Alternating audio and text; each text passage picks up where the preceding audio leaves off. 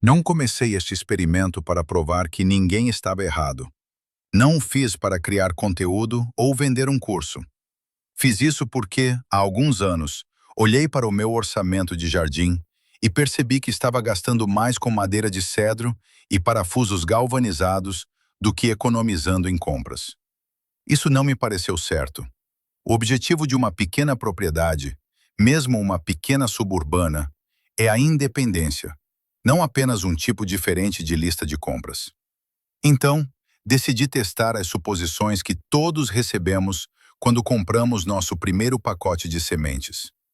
Eu queria ver se o formato do canteiro em si realmente importava para as plantas ou se era apenas sobre o que parecia arrumado para os vizinhos. Limpei um pedaço consistente de terra que recebe sol pleno logo depois do galpão de ferramentas e montei 5 zonas de cultivo diferentes. Eu queria uma luta justa. A primeira era a clássica, a caixa de madeira elevada. Todos conhecemos esta. É a imagem padrão do jardim americano moderno. Eu a construí com 1,20 m por 2,40 m, 30 centímetros de profundidade, cheia com uma mistura premium de solo. Ao lado dela, arei um jardim de fileiras tradicional, do tipo que se vê em fazendas comerciais. Apenas terra plana, revolvida em linhas longas e retas. Depois, tentei um jardim em buraco de fechadura, um design circular com uma cesta de compostagem no centro que deveria alimentar o solo constantemente.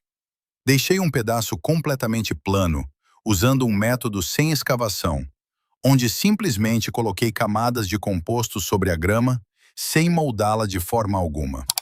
Finalmente, no último ponto, construí algo que parecia um pouco estranho em comparação aos outros. Não usei madeira ou pedra. Apenas empilhei matéria orgânica e solo em um monte longo, alto e arredondado. Parecia um filão de pão sentado na grama.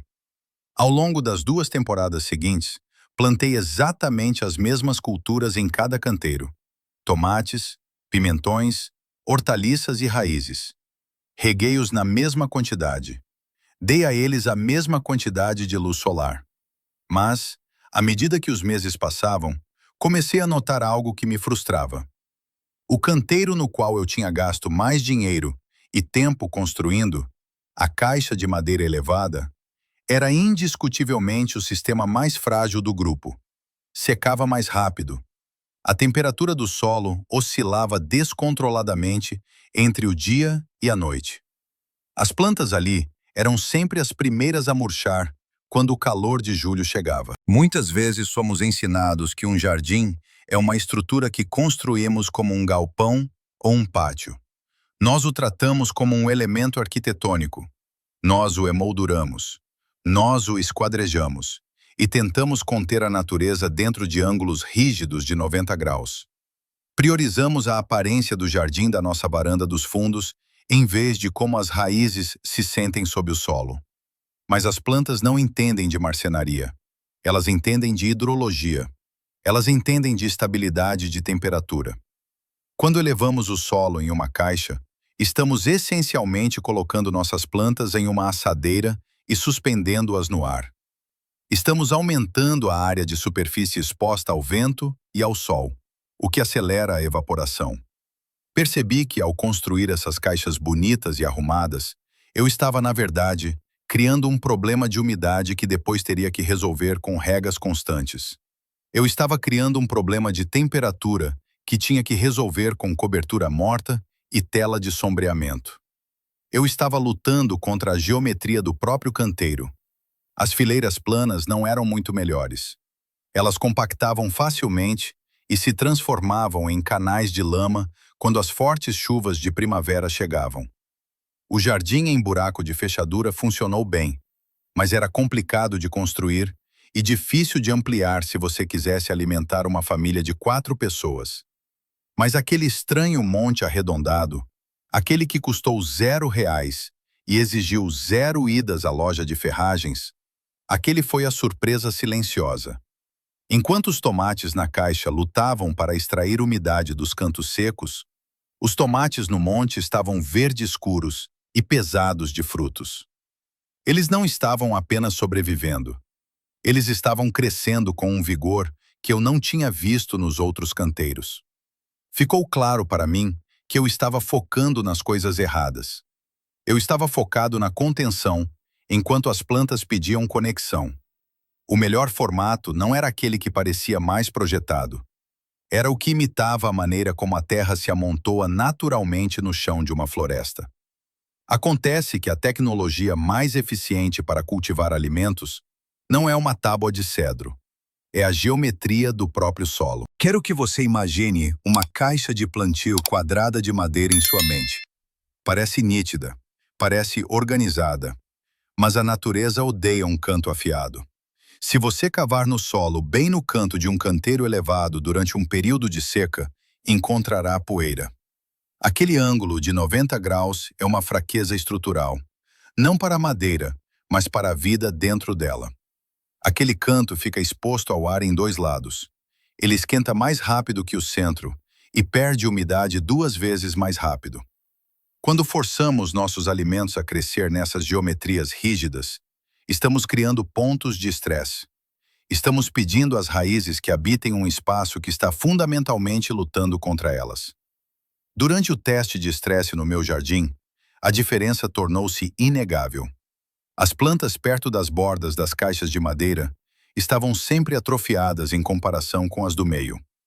A própria madeira, embora fosse cedo espesso, agia como um pavio.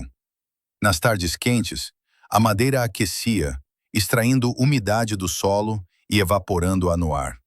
Eu estava essencialmente regando a madeira, não apenas os tomates. É por isso que muitos de nós sentimos que estamos falhando quando nossos jardins sofrem em agosto. Pensamos que não temos o dedo verde ou que escolhemos o fertilizante errado. Mas a realidade costuma ser mais simples. Estamos lutando contra a física. Estamos tentando manter um pequeno bloco de solo elevado úmido em um ambiente que quer sugá-lo até secar. Quando você tira o solo do chão e o isola em uma caixa, você corta sua conexão com a massa térmica natural da terra. O solo profundo abaixo de seus pés permanece relativamente fresco e estável, geralmente em torno de 13 graus Celsius, independentemente do que a temperatura do ar esteja fazendo. O solo nativo se beneficia dessa estabilidade. Mas uma caixa elevada é cortada dessa bateria térmica. Ela fica em cima do chão cercada por ar. Quando uma frente fria passa, o solo na caixa esfria instantaneamente. Quando uma onda de calor atinge, ele assa. As raízes estão em uma montanha russa de flutuações de temperatura, nas quais a planta tem que gastar energia se adaptando, energia que ela deveria estar usando para produzir frutos. Esta foi a percepção que mudou tudo para mim. Parei de olhar para o meu jardim como um projeto de construção. Larguei a furadeira e a fita métrica. Percebi que construir um jardim era o verbo errado. Você não constrói um jardim, você molda a terra. O objetivo é maximizar o volume de solo enquanto minimiza a área de superfície exposta ao vento secante. Você quer formas que abracem o chão, não formas que se destaquem dele. Olhei para o monte que eu havia criado. Não tinha cantos. Não tinha lados verticais para pegar o vento. Era uma curva contínua. Esse formato significava que o vento apenas rolava sobre ele em vez de atingi-lo de frente. A taxa de evaporação despencou. O solo por dentro não estava separado da terra abaixo. Era uma extensão dela. As minhocas, a umidade e a temperatura podiam se mover livremente para cima e para baixo, da reserva profunda do subsolo até a zona das raízes. Ao abrir mão da necessidade de linhas retas e bordas rígidas, eu não estava apenas economizando dinheiro com madeira. Eu estava saindo do caminho e deixando a termodinâmica da terra fazer o trabalho pesado por mim. O vencedor do experimento não foi o sistema com o preço mais alto. Foi o que mais se parecia com a própria paisagem. Eu o chamo de sistema de contorno de terra, principalmente porque soa melhor do que uma pilha de terra. Mas o conceito é antigo. Em círculos de jardinagem, você pode ouvir as pessoas sussurrarem sobre Rugelkultur, ou canteiros elevados permanentes. Mas não precisamos de palavras alemãs difíceis para entender por que isso funciona. Só precisamos olhar como uma colina funciona. O formato vencedor é um monte longo e arredondado. Ele tem cerca de 60 a 90 centímetros de altura no centro e se inclina suavemente até o chão em ambos os lados. Geralmente tem cerca de 90 centímetros a 1,20 m de largura na base. A distância parece uma onda longa rolando pelo quintal. Não há madeira segurando-o. Não há cantos de metal. É simplesmente terra estruturada e moldada para se sustentar por conta própria. Quando você muda para esse formato, para de tratar seu jardim como um recipiente. Uma caixa de madeira é um recipiente. Seu trabalho é conter o material, mas um canteiro de contorno é um motor biológico. Seu trabalho é deixar as raízes se espalharem. Esta é uma mudança crítica de mentalidade. Quando um tomateiro cresce em uma caixa, suas raízes eventualmente atingem a lateral de madeira. Elas viram, circulam e ficam congestionadas. Elas estão presas em uma prisão que construímos para elas. Mas em um canteiro de contorno, as raízes têm liberdade. Elas podem mergulhar fundo no núcleo central ou se espalhar lateralmente pelas encostas. Elas nunca batem em uma parede. Elas nunca atingem uma zona quente, onde o sol está assando a madeira. Elas apenas encontram mais solo. Esse formato também muda a maneira como você interage com a gravidade. Em um jardim plano, a gravidade compacta o solo toda vez que chove. A água fica parada no topo, empoçando e sufocando a vida do solo. Em um canteiro de contorno, a gravidade trabalha para você. As chuvas fortes atingem a superfície curva e escorrem pelos lados, filtrando-se lentamente em vez de afogar as raízes. A estrutura do solo permanece fofa e solta, porque você nunca, jamais, pisa no monte. Você apenas caminha ao lado dele. A terra por dentro permanece aerada e leve temporada após temporada, sem que você precise pegar um motocultivador. Muitas pessoas hesitam aqui porque acham que o solo será levado pela água. Elas assumem que precisam de paredes para evitar que o jardim se dissolva na primeira tempestade. Mas é aqui que a biologia assume o controle. Poucas semanas após a construção de um monte, as redes fúngicas e os sistemas radiculares de suas plantas unem o solo. Ele se torna uma estrutura viva e estável. Ele se sustenta. Ao remover as paredes, você está removendo a barreira entre seu jardim e o resto do ecossistema. Você está criando uma forma que convida a vida para dentro, em vez de isolá-la. Esta não é apenas uma maneira de plantar sementes. É uma maneira de construir uma paisagem permanente que fica mais forte a cada ano. Para entender realmente por que o sistema de contorno superou todos os outros canteiros do meu jardim, você tem que olhar o que está acontecendo abaixo da superfície. Se você cortasse um dos meus montes ao meio, bem no meio, não veria apenas uma pilha de terra. Você veria um motor interno que impulsiona todo o sistema. Este motor é construído com materiais que a maioria das pessoas queima ou joga fora.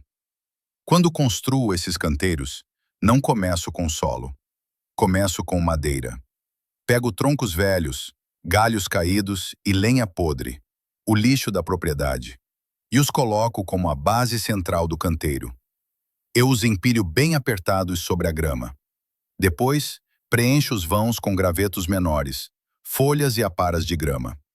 Somente depois de ter esse núcleo sólido de massa orgânica é que o cubro com a camada superficial do solo e composto. Isso pode parecer contraintuitivo. Somos ensinados a remover detritos de nossos jardins, não a enterrá-los. Mas ao enterrar essa madeira, você está instalando uma bateria biológica que alimentará seu jardim por anos. Aqui está a física disso. A madeira é essencialmente uma esponja dura.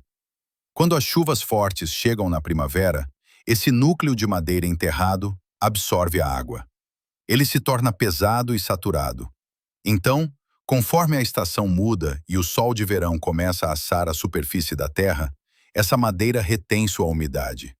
Ela cria um lençol freático dentro do próprio canteiro, elevado acima do nível do solo.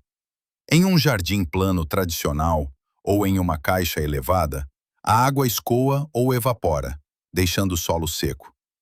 Mas em um canteiro de contorno com núcleo de madeira, a umidade é liberada lentamente do centro para fora. Ela sobe por capilaridade para a zona das raízes exatamente quando as plantas mais precisam. Já saí para o meu jardim no meio de uma seca, quando o gramado estava ficando marrom e estalando sob minhas botas, e enterrei minha mão na lateral de um desses montes. 10 centímetros abaixo, o solo estava fresco e úmido. Eu não coloquei aquela água lá, o monte colocou. Isso muda o comportamento de suas plantas. Em um jardim regado superficialmente, as raízes ficam perto do topo, porque é onde o aspersor atinge. Isso as torna vulneráveis. Neste sistema, as raízes sentem a reserva de umidade no fundo do monte. Elas mergulham. Elas se ancoram naquele núcleo de madeira em decomposição. Isso torna as plantas incrivelmente resilientes. Elas não estão esperando você chegar do trabalho com uma mangueira. Elas estão bebendo de um reservatório que você construiu na geologia do canteiro. Com o tempo, essa madeira se decompõe lentamente. À medida que apodrece, gera uma quantidade minúscula de calor que estende sua temporada de cultivo no outono. Ela também libera nutrientes, alimentando lentamente a vida do solo, sem que você precise adicionar fertilizantes químicos. Você deixa de ser uma pessoa que carrega água e fertilizante para uma planta. Em vez disso, você se torna o arquiteto de um sistema que se irriga e se alimenta sozinho. Você faz o trabalho duro uma vez, escavando o monte, e depois deixa a natureza fazer a manutenção pela próxima década. Quando você olha para um canteiro plano ou uma caixa elevada, está olhando para uma superfície bidimensional. Você está limitado pela metragem quadrada da madeira que comprou. Se você constrói uma caixa de 1,20 m de largura, tem exatamente 1,20 m de espaço de plantio transversal. Mas a natureza não trabalha em planos retos. Montanhas e colinas têm mais área de superfície do que planícies. Esta é a colheita oculta do sistema de contorno, e é o detalhe que geralmente convence as pessoas a finalmente largarem a pá e pegarem um forcado. Ao moldar a terra em um arco alto e arredondado, você está essencialmente dobrando a superfície de cultivo. Se você pegar uma fita métrica e colocá-la plana sobre um pedaço de terra de 1,20 m de largura, terá 1,20 m. Mas se você estender essa mesma fita sobre a curva de um monte de 90 centímetros de altura, poderá obter 1,80 m ou 2 metros de superfície de plantio na mesma pegada. Você não comprou mais terra. Você não expandiu sua cerca. Você simplesmente desbloqueou o espaço vertical que antes era invisível. Na minha experiência, esse formato rende cerca de 30 a 40% mais área de plantio do que um canteiro plano, ocupando exatamente o mesmo lugar no quintal. Esse formato tridimensional muda a forma como você planta. Você para de pensar em fileiras e começa a pensar em zonas. O topo do monte, a crista, é a parte mais seca e ensolarada. Aquela é a cobertura. É lá que eu planto as culturas que amam o calor e precisam de um bom fluxo de ar, como tomates, pimentões, milho ou quiabo. Eles se erguem no pico, suas folhas absorvendo o sol da manhã do leste e o sol da tarde do oeste. Depois, você tem as encostas. É aqui que a mágica acontece. A gravidade puxa a umidade da crista para que as laterais do monte permaneçam consistentemente úmidas. Isso é perfeito para raízes. Eu planto cenouras, beterrabas e cebolas ao longo dos ombros do monte. Como o solo é solto e não compactado por caminhadas, as cenouras crescem direto para baixo sem resistência. Elas não atingem uma camada dura. Elas apenas deslizam pela terra macia. Mas a parte mais sofisticada deste sistema é como ele gerencia o sol. Um jardim plano recebe o mesmo sol em todos os lugares. Um canteiro de contorno cria microclimas. Se você orientar seu canteiro de leste a oeste, De repente terá uma encosta voltada para o sul e outra para o norte. O lado sul recebe o calor direto e intenso. É lá que coloco meu manjericão e minha berinjela. Eles prosperam naquela fornalha. Mas o lado norte é sombreado pela própria crista do monte. Ele permanece mais fresco. No calor de julho, quando a alface geralmente fica amarga e pendoa em um jardim plano, minha alface na encosta norte do monte ainda está crocante e doce. Ela acha que ainda é primavera, porque está vivendo na sombra da montanha. Ao usar a geometria em vez de produtos químicos, posso cultivar culturas de clima frio e culturas de clima quente no mesmo canteiro ao mesmo tempo, a poucos centímetros de distância. A maioria dos jardineiros vê a primeira geada forte como um sinal de parada. Ela marca o fim da relação com a terra no ano. Drenamos as mangueiras, guardamos as ferramentas no galpão e aceitamos que a temporada acabou. Mas quando você passa de uma caixa de madeira para um enorme contorno de terra, percebe que o solo não opera no mesmo calendário que o ar. A temperatura do ar pode cair para o congelamento, mas um monte desse tamanho tem ímpeto. Ele age como um enorme volante térmico. Como o canteiro de contorno é tão pesado e denso, cheio de milhares de quilos de solo úmido e matéria orgânica, ele resiste às mudanças de temperatura. Demora muito para aquecer, mas demora ainda mais para esfriar. Quando as noites de outono começam a cair para perto de 0 graus Celsius, o solo dentro do monte costuma reter o calor que absorveu em setembro. Já saí para o meu jardim em uma manhã nítida de novembro, quando a grama estava estalando com a geada branca, e vi que as hortaliças que cresciam no monte estavam completamente descongeladas. A terra estava irradiando calor suficiente para criar uma bolha protetora ao redor das plantas. Em uma caixa elevada, onde o ar frio circula por baixo e pelas laterais, esse calor se perde quase instantaneamente. No monte, ele é armazenado. Essa estabilidade térmica é impulsionada pelo motor interno que construímos no centro. Lembra daquele núcleo de madeira apodrecendo? A decomposição é um processo de combustão. É um fogo biológico lento. À medida que as bactérias e fungos decompõem o carbono nos troncos profundamente dentro do canteiro, eles liberam energia na forma de calor. Não é suficiente para assar pão, mas é suficiente para manter a zona radicular ativa muito depois de o solo plano ter ficado dormente. Você está essencialmente plantando seu jardim em cima de uma almofada térmica muito lenta e suave. Esse calor interno mantém a microbiologia viva, o que significa que seu solo ainda está sendo melhorado e aerado por minhocas, mesmo enquanto você está lá dentro, tomando café perto da lareira. Isso muda a confiabilidade do seu sistema alimentar. Muitas vezes ficamos obcecados com o pico da colheita. Quantos quilos de tomate colhemos em agosto? Mas a verdadeira segurança alimentar diz respeito às margens da temporada. É sobre o quão cedo você pode começar e o quão tarde pode ir. O formato de contorno também ajuda aqui. Na primavera, o ângulo íngreme do monte encara o sol baixo mais diretamente do que o solo plano. Ele aquece mais rápido. A neve derrete na face sul do monte semanas antes de derreter no gramado plano. Isso permite que você plante suas ervilhas e espinafres enquanto seus vizinhos ainda estão esperando a lama secar. O sistema une as estações. Ele suaviza as variações violentas do clima. Quando você trabalha com a tendência da natureza de buscar o equilíbrio, para de entrar em pânico com uma geada tardia ou um congelamento precoce. Você sabe que a massa térmica está fazendo o trabalho por você. Você não está forçando o jardim a produzir. Você está simplesmente confiando na física de um grande objeto vivo para manter seu próprio equilíbrio. Isso transforma o jardim de um hobby sazonal em uma presença constante o ano todo, que está sempre pronta, sempre trabalhando e sempre se preparando silenciosamente para a próxima semente. A maior mudança que este sistema trouxe para a minha vida não foi apenas o tamanho dos tomates. Foi o que aconteceu com as minhas manhãs de sábado. Por anos, passei meus fins de semana cuidando do jardim.